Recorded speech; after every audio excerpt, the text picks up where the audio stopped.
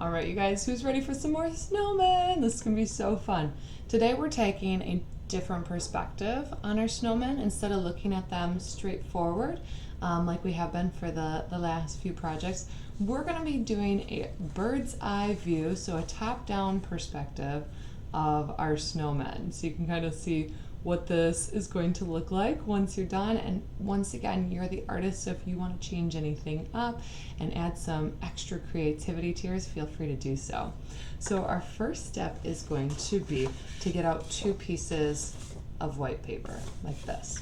Okay, then I'm going to grab a crayon, but you can use marker, your Sharpie, oil pastel, whatever you want to use. I'm going to choose a blue crayon though, because I think blues and purples, those cool colors, sort of reflect off the snow, so I feel like it looks very natural for our snowman.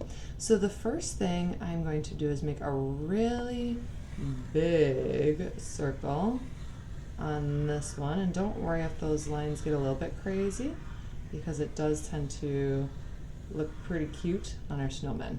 Okay, so one big circle on this piece of paper.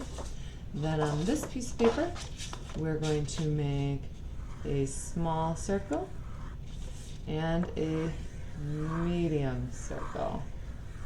All right, now that I've got my 3 circles ready to go, I am going to take the time to cut them all out. All right, so those are going to get cut out.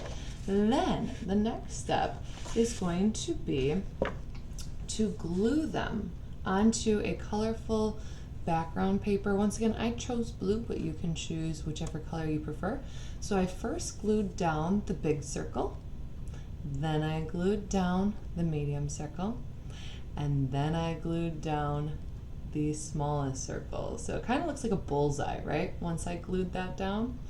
My next step then, I wanted to put the nose on next. So I took some orange paper and I cut it into a thin strip like this, and I made a carrot nose by cutting out a triangle like that. Now normally when we're looking from that front perspective, normally the snowman, we would put the nose there, wouldn't we? We put it kind of in the middle of our snowman, but because we're looking from that bird's eye view, that top-down perspective, we're actually going to be putting the nose over on the side, just like you see here. So that's a little bit different, isn't it, with this perspective?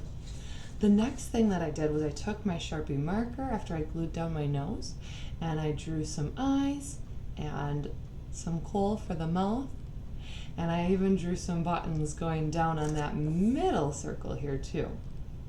Now I didn't have any brown paper, so I chose, instead of cutting out arms, I actually just grabbed a brown crayon and I colored on some arms from the middle one, from the middle circle for my snowman. So I gave him some arms, and then as you can see, I also gave my snowman a scarf, sort of like the other day. And so I did that by taking a strip of red paper, but you could use any color you want.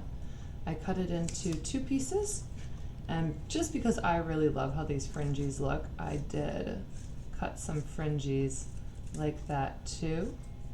If your glue is not completely dry yet, you can usually just sort of put the glue on the back and then tuck it under. But if your glue from the head is already dry, all you have to do then is just give it a little bit of a curve to that edge, like that, so you can see how it's curved instead of straight. And then it usually fits really nicely around the head, like that. So that's sort of the basics of this bird's eye view, top-down snowman project.